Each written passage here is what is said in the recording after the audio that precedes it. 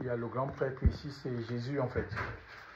Donc voilà, qui a donné sa vie. Quand on parle du voile là, le voile déchiré, c'est sa chair qui a été brisée pour nos iniquités, pour nous donner accès à cette nouvelle route là. Donc dans la Bible, il y a des anciens sentiers, des anciens chemins qui étaient voulus, permis par Dieu pour que les gens puissent obtenir la miséricorde, c'est-à-dire le pardon, ou expérimenter ces bonnes grâces. Nous avons la loi, par exemple, qui avait été donnée à Moïse, avait beaucoup de cérémonies en fait. Donc il y avait une forme de prêtrise, une forme de tente qu'on appelait le tabernacle. Et plus tard, avec Salomon, ils vont construire, je ne sais pas, le grand temple de Salomon. Donc c'était la représentation à grande échelle de ce que Moïse avait reçu, le tabernacle. Hein. Donc les gens, ils s'approchaient dans le lieu saint, c'était les prêtres. Donc qui recevaient les animaux en fait. Les gens qui avaient besoin du pardon des péchés, ils allaient avec des animaux. Donc vers ces prêtres-là. Et ces prêtres égorgeaient les animaux pour que Dieu puisse pardonner. Donc il y avait des intermédiaires. Et nous avons aussi du temps, et les prêtres là, ils étaient habillés, ils avaient des tuniques. Hein.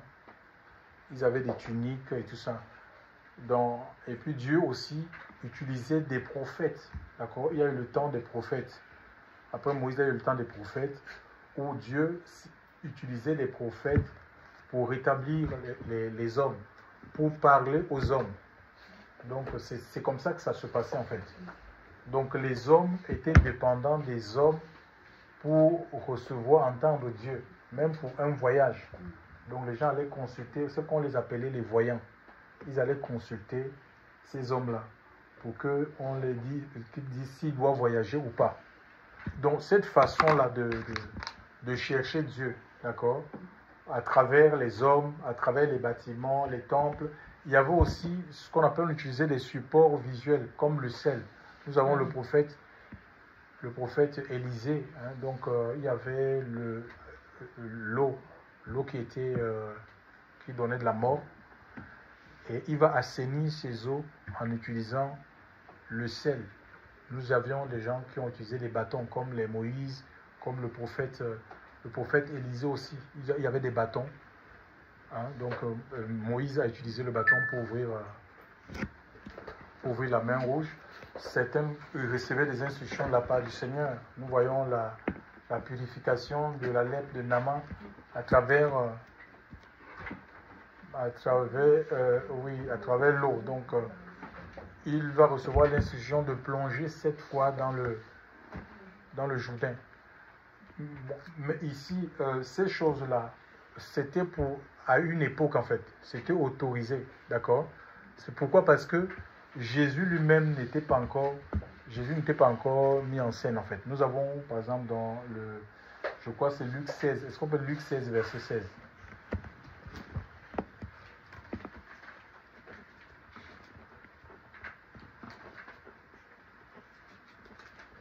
Luc 16 verset 16.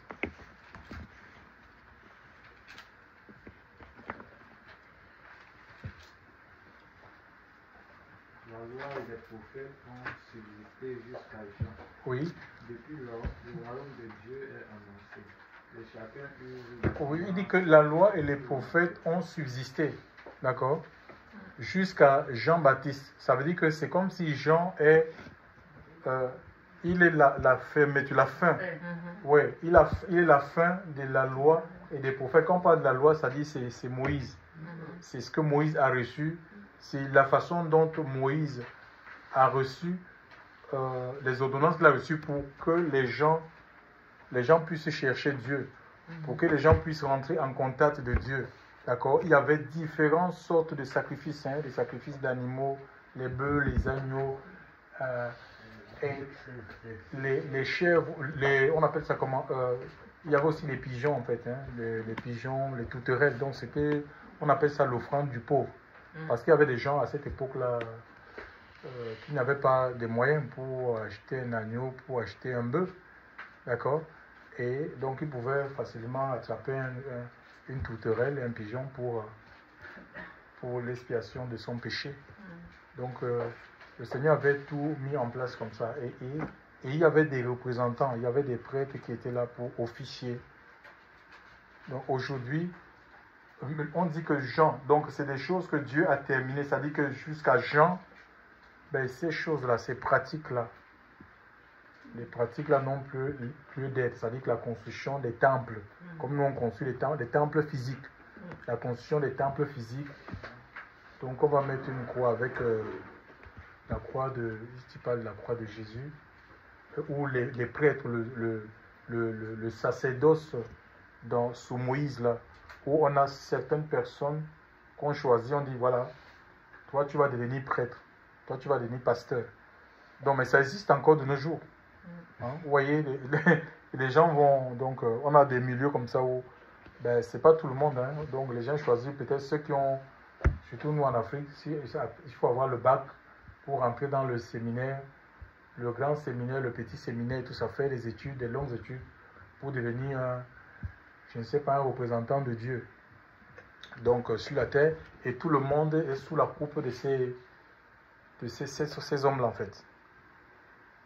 Et les prophètes aussi, donc c'est des gens qui avaient l'inspiration et recevaient l'Esprit de Dieu, les saisissait pour donner des orientations, pour donner des directives, même des victoires sur le peuple. Mais dans Joël, dans le livre de Joël, il nous est dit que dans les derniers temps, l'Esprit de Dieu va être accordé.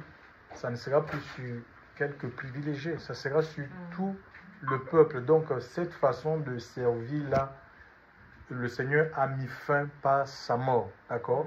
Et il est dit ici que la loi et les prophètes ont subsisté jusqu'à Jean, d'accord?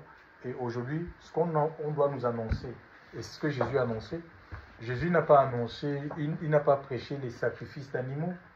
Dans les Écritures, on ne le voit pas en fait, tu vois?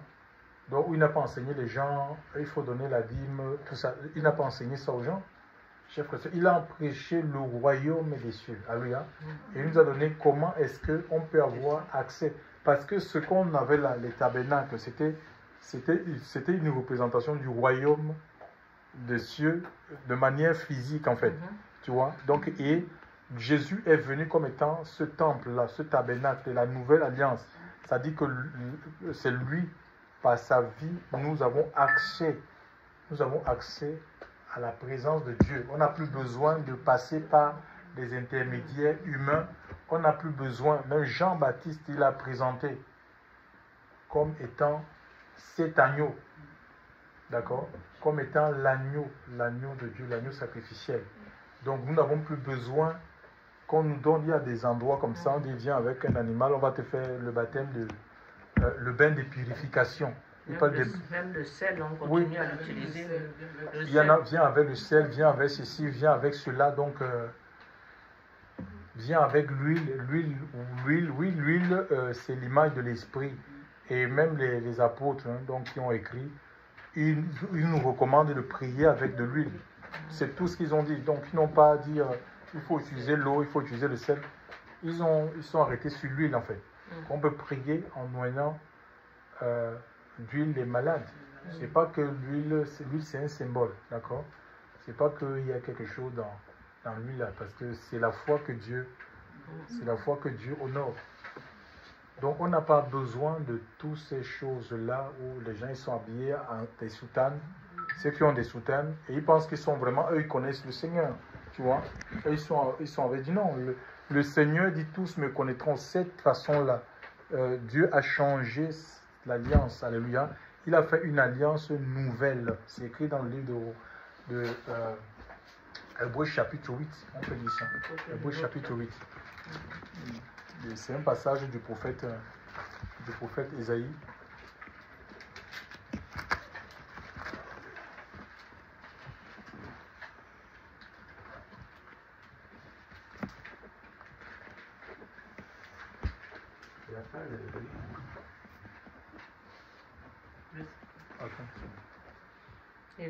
Hébreux 8.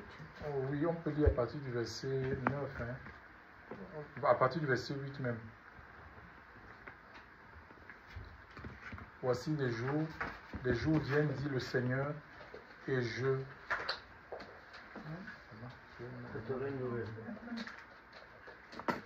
Et je... Traiterai avec la maison d'Israël Oui, et avec la maison de Juda une nouvelle alliance. oui, Non selon l'alliance que j'ai faite avec leur père, le jour où je les ai saisis par la main pour les tirer du pays d'Égypte. voilà. Ce n'est plus une alliance comme avec Moïse. Donc là, il est question, il fait référence à Moïse, oui. Car ils n'ont pas persévéré dans mon alliance. C'est pourquoi je les ai méprisés, dit le Seigneur. Mais voici l'alliance que je traiterai après ces jours-là avec la maison d'Israël, dit le Seigneur. Je mettrai mes lois dans leur esprit et je les écrirai dans leur cœur. Je serai leur Dieu, ils seront mon peuple. Personne n'enseignera plus son prochain, ni personne son frère, disant, connais le Seigneur. Parce que tous me connaîtront, depuis le plus petit jusqu'au plus grand. Oui, voilà. Sur Moïse, la loi était écrite sur les tables de pierre. D'accord? C'était sur les tables de pierre. Et chaque Israélite devait se forcer à mettre ce qui était sur les tables de pierre là dans son cœur. Tu vois? Donc, et c'est d'où la Pentecôte en fait. À la Pentecôte, c'était la fête qui commémorait la loi en fait. On remerciait Dieu pour le don de la loi que Dieu avait donnée à Moïse par le biais de l'ange dans le mont Sinaï.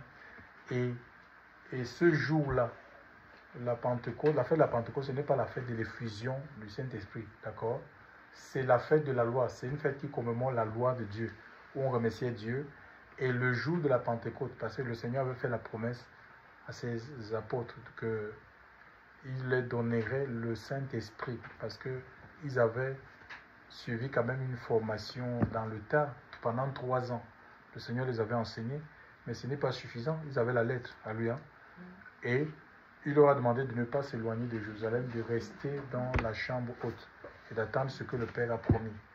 Et nous voyons donc l'Esprit de Dieu est descendu le jour de la Pentecôte. Ben, c'est pour donner vie à la parole, parce qu'on ne peut pas mettre la parole de Dieu en pratique par nos propres forces, par nos propres moyens. Donc, parce que la parole de Dieu, elle nous condamne, on est fait de chair. Donc, elle dévoile ce que nous sommes. Donc, elle montre ce que nous sommes en fait. Donc, voilà. Et l'Esprit de Dieu vient maintenant pour donner la force d'obéir au commandement. Et c'est répandu sur toute chair en fait. L'Esprit n'est pas répandu sur toute chair en fait. C'est sur toute chair. C'est pourquoi il dit que tous vont me connaître, du plus petit au plus grand. Donc, personne n'enseignera plus, surtout en matière de péché, que telle chose, c'est le péché. Tu as la conviction par le Saint-Esprit. Tu as la conviction. Personne, on n'a pas besoin de faire le gendarme sur les gens. C'est l'Esprit de Dieu qui devient ton gendarme. Alléluia. Ton gendarme, il te surveille partout où tu es. D'accord? Parce que ta conscience est éveillée. Tu sais ce qui est bon, tu sais ce qui est... Donc, le Seigneur le veut, mais nous, on a reproduit des systèmes, un mélange en fait, de grâce, de loi et de prophète. Il y a des endroits où les gens dépendent complètement du prophète. Où ils vont consulter le prophète comme on faisait... oui, comme un marabout en fait. Consultation, il parle de consultation prophétique. Oui, mais cette façon de chercher Dieu, le Seigneur a mis fin à ça, chers frères et sœurs. Donc la route a été ouverte. Hébreux chapitre 4, verset 16. Est-ce qu'on peut lire Hébreux chapitre 4, verset 16?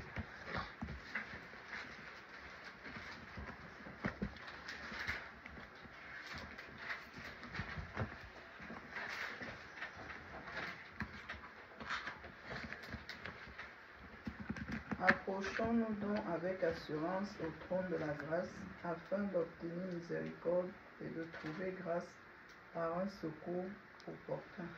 On dit qu'on approchons-nous, c'est-à-dire chacun a la possibilité, la liberté, le moyen de s'approcher, parce que Jésus a accompli l'œuvre en fait. Il est l'agneau sacrificiel en fait. Il a donné sa vie et il a été intronisé par le Père, d'accord? Dieu l'a intronisé en fait. Dieu a intronisé le Père, il a dit, celui-ci est mon fils. Donc quand il est sorti de l'eau, le ciel s'est ouvert, il y a une voix qui s'est fait entendre. Mon fils, en qui j'ai mis toute mon affection. Il dit, écoutez-le. Alléluia. Il dit écoutez-le. Alléluia. Donc on doit écouter. Et Jean 1, verset 29, attendre par là, Jean-Baptiste, qui était le cousin de Jésus, il a présenté comme étant l'agneau de Dieu qui ôte le péché du monde. Il a dit en disant que c'est celui qui m'a envoyé, je ne le connaissais pas. Et pourtant c'était son cousin, ils ont grandi ensemble. Donc l'Esprit de Dieu a ouvert les yeux à Jean. Dieu a ouvert les yeux de Jean pour connaître la mission véritable de Jésus. Il dit c'est lui l'agneau de Dieu qui ôte le péché du monde, le péché des hommes. Alléluia. Il n'y a pas de pardon en dehors de Christ en fait. D'accord? C'est le Seigneur qui pardonne les péchés. C'est pourquoi il faut venir à lui. Et tous les hommes doivent, ce n'est pas aller vers une religion quelconque, aller vers un prélat et rentrer dans une petite pièce où on confesse, après on retourne faire les mêmes choses. Non, le pardon du Seigneur est libérateur. Quand le Seigneur te pardonne, il te délivre en fait. Tu es libéré de cette nature-là. Alléluia. Et tu as la force de ne plus reproduire la même chose. Donc, on a un mélange il y a des gens, par exemple, Jésus avait transporté sur une haute montagne l'apôtre Jean, l'apôtre Jacques et Pierre. Et l'Écriture nous dit que l'aspect de son visage avait changé. Donc je parle de la montagne de la transfiguration. Le visage de qui? Du Seigneur. Donc ils l'ont vu comme jamais auparavant en fait. Donc ils ont découvert notre aspect de Christ. Et Pierre va dire, et en même temps il avait vu Élie. Donc Élie avait apparu, ainsi que Moïse. Donc il a dit non, mais par rapport à cette révélation, il a dit non. On va faire 3 tentes. Une tente pour Moïse, une tente pour Élie. Moïse, ça représente la loi.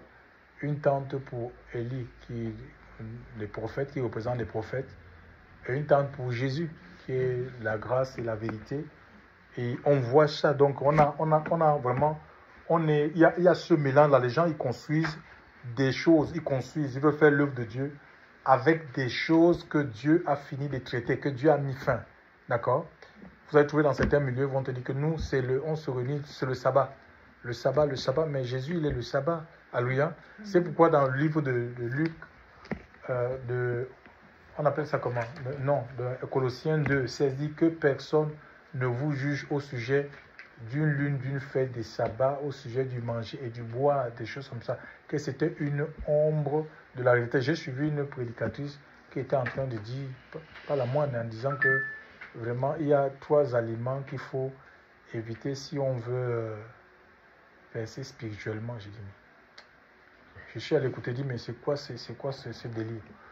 J'ai mis il y a un passage là dans 1 Corinthiens, je crois que c'est 1 Corinthiens 10 verset 25 qui dit manger de tout ce qui se vend au marché. J'ai dit mais c'est quoi ces histoires? Le seul aliment qu'on doit éviter c'est le péché. Alléluia. C'est quoi ces histoires? C'est le péché qui met une barrière entre nous et Dieu. Pourquoi les aliments? Donc on mange, tout est sanctifié par la parole. Chers frères et sœurs dans le Seigneur. Donc on veut nous ramener dans ça parce que en fait ce sont des cérémonies qui n'engagent pas nos vies. C'est facile de dire je vais apporter une tutorelle. Bon, le pasteur a dit qu'il faut venir avec un agneau. Je vais donner ça, il va faire sa purification. C'est bon. Je rentre, donne tes dîmes, tu es tranquille, tu peux continuer ta vie comme tu veux. Ça ne nous engage pas. Construisons un bâtiment et puis qu'on va dire, ouais, comment on construit des bâtiments et comment on embellit des bâtiments. Tellement les bâtiments sont, c'est propre, c'est beau. Tellement on est content, mais à l'intérieur, il y a quoi? Le Seigneur parle des sépulcres blanchis en fait. D'accord? Les tombeaux qui paraissent à l'extérieur, qui sont propres, mais à l'intérieur, il y a quoi? Il y a des eaux, il y a de la pourriture, chers frères et sœurs. Parce que, en fait, on ne peut pas, ce n'est pas le bâtiment qui va apporter la sainteté, chers frères et sœurs. C'est la présence de Dieu dans notre vie. Nous devons transporter la présence de Dieu partout où on va.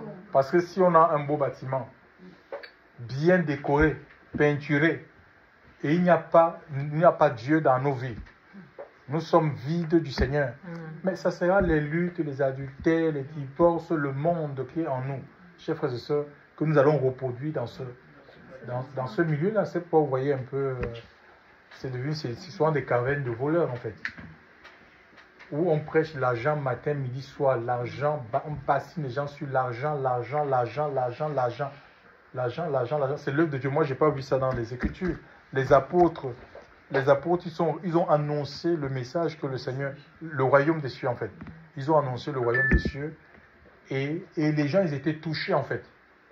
Ils ne faisaient pas mention de l'argent ou comment devenir riche. Mais le royaume des cieux, c'est le royaume qui est... Mais c'est le royaume le plus riche, puisqu'on dit que Dieu est l'or, il est l'argent.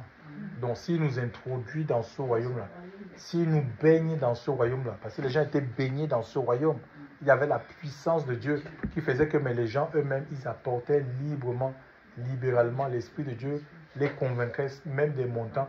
Ils déposaient aux pieds des apôtres. Ce n'était pas pour que les apôtres achètent des jets privés, des choses comme ça. C'est pourquoi l'Église primitive, il n'y avait pas la pauvreté. Non pas qu'il n'y avait pas de pauvres, mais ils avaient mis un système de partage qui faisait que les gens n'étaient pas dans le besoin. Tous les besoins étaient couverts, chers frères et sœurs, dans le Seigneur. Et je me priais que peut-être qu'on puisse retrouver,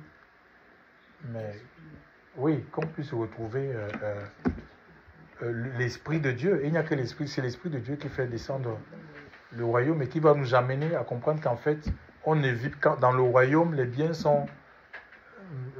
c'est tout appartient au roi en fait. Nos vies appartiennent au roi. Alléluia. Donc ça dit que je ma vie, ça veut dire que même ma maison, ma voiture, c'est pour le roi en fait. On ne s'appartient pas, il n'y a rien qui nous appartient. Et nous obéissons, nous sommes à l'écoute du Seigneur, on a le Saint-Esprit. Alléluia.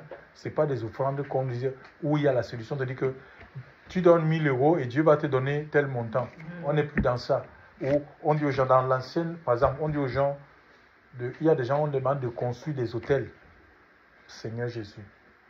Construisez des hôtels. Il faut les hôtels, il faut ériger un hôtel. Comme il y a des problèmes dans ta famille là, il faut construire un hôtel, élève un hôtel, il faut trouver 2000 € pour que je te lève cet hôtel là, qui parle contre ta famille. Mais attends, tu as accepté Jésus, tu n'as pas accepté Jésus.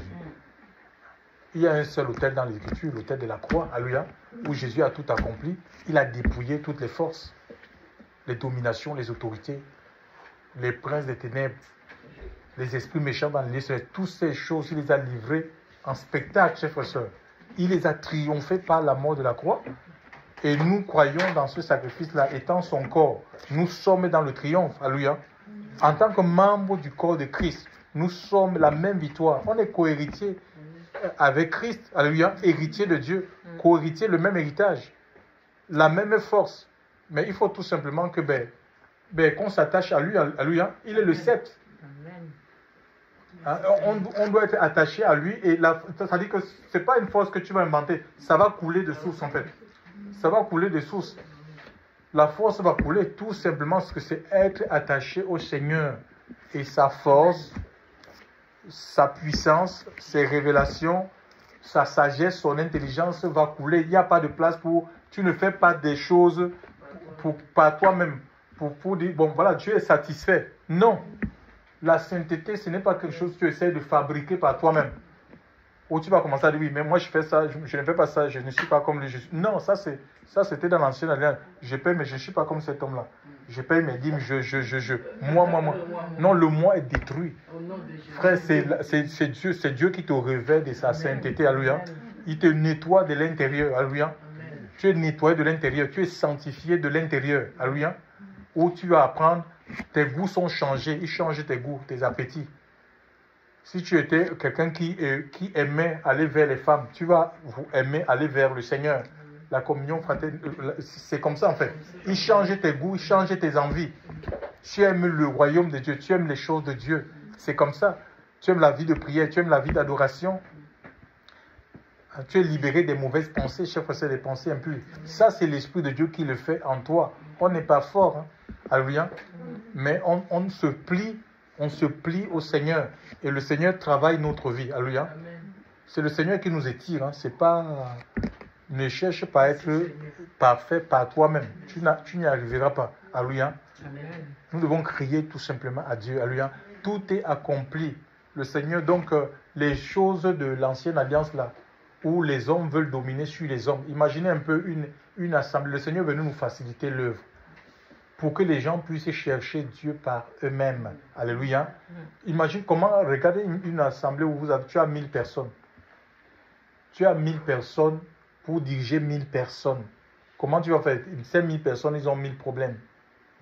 Ou disons, même si tu as 1000 personnes, Tu peux pas. disons tu as 1000 personnes, et sur 1003, donc si ces gens-là parlent mal de toi et que tu es au courant, mais tu peux tomber dans la dépression. Tu ne peux pas, ou tu as 200 coups de fil par jour, où les gens ils ont des problèmes, tu vas résoudre ces problèmes. C'est pourquoi beaucoup de pasteurs, ils fréquentent les psychiatres, les psychologues, ils vont là-bas parce qu'ils ont les problèmes. Ils sont dépassés. Ils sont dépassés, oui, ils sont dépassés. Certains même sont obligés de plonger dans... C'est normal qu'ils prennent tout sur eux. Ce n'est pas normal, c'est pas normal parce que même... Ce n'est pas un fonctionnement biblique, oui. Ce n'est pas un fonctionnement biblique, donc c'est pour la gloire. C'est pourquoi d'abord, ils le font parce que soit ils veulent l'argent, donc ils comptent quand ils ont comme ça, ils cherchent l'argent. Même Dieu, à travers Jéthro, il avait dit à Moïse que cette façon, parce que Moïse dirigeait, il avait 2 millions de personnes sous sa solde, et Dieu va utiliser son beau-père pour lui dire que non, tu ne peux pas, tu ne vas pas arriver. Alléluia. Tu ne vas pas arriver, établir les chefs de 50, les chefs de 100. Donc c'est des petits groupes. La parole est libérée en fait. Imagine un peu que vous êtes 1000 personnes. Dieu peut vouloir parler à travers quelqu'un. Est-ce qu'on va lui donner l'occasion de pouvoir s'exprimer, hein? Ou le pasteur lui est content, il dit que lui va faire, c'est lui qui fait, il fait 4 cultes par jour. Mais attends, il n'y a pas d'autres prédicateurs là-dedans. C'est clair. Tu vois comment les dons sont étouffés parce que c'est des systèmes qu'on a mis en place. Et comme on est né dans ce système-là, et on croit que c'est ça qui est la vérité. Et pourtant, c'est à l'encontre de la parole de Dieu. C'est pourquoi les gens, ils ne grandissent pas. Donc, un coup, ils sont avec Dieu, un coup, ils sont chez les marabouts, un coup, ils sont... Donc, ils vivotent à gauche, à droite, en fait. C'est la communion avec le Seigneur. Alléluia. C'est ça qui nous permet de nous grandir. Et les ministères sont donnés pour développer les saints, pour amener les saints à développer cette communion-là, dépendre de plus en plus du Seigneur et non des hommes, chers frères et sœurs, dans le Seigneur. Excuse-moi, c'est qui les sacrificateurs? Ce sont... Les sacrificateurs dans la Bible là qui m'énervent. Non, les sacrificateurs, c'était des prêtres, non? J'aime pas le mot là. Non, mais c'est des gens qui sont au service de Dieu. C'est des prêtres qui sont au service de Dieu. Comme ça. Parce que Dieu a voulu qu'on les appelle comme ça, sacrificateurs. Donc les gens, ils sacrifiaient des animaux. Parce qu'ils... Non, ils sacrifiaient des animaux pour le peuple, pour le compte du peuple. D'accord? Et Dieu nous fait de nous aussi, dans la nouvelle alliance, il fait de nous tous, on est des sacrificateurs en fait. C'est-à-dire des gens qui sont au service de Dieu. On est des gens au service du Seigneur. On est des sacrificateurs. On sait ce que c'est que les... On est des sacrificateurs pour le Seigneur. C'est-à-dire ce sont des gens qui sont sacrifiés pour Dieu en fait. Qui vivent pour le Seigneur. Qui ne vivent pas des représentants de Dieu sur la terre. Ils ne vivent plus pour eux-mêmes. D'accord? On est sacrifiés pour Dieu. Donc voilà. Pour faire l'œuvre de Dieu, pour servir Dieu. Pour défendre les intérêts de Dieu. Il faut bien expliquer on peut lire. Apocalypse, on va d'abord Apocalypse.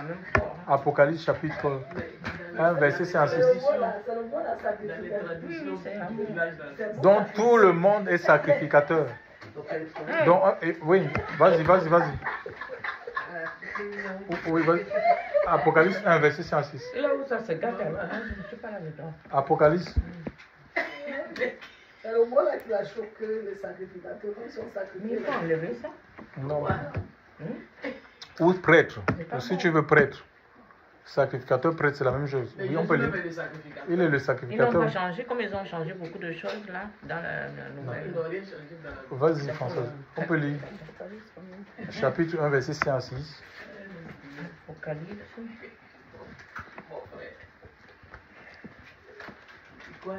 Apocalypse chapitre 1, verset 5 à 6. 5 à 6, hein. Oui. Et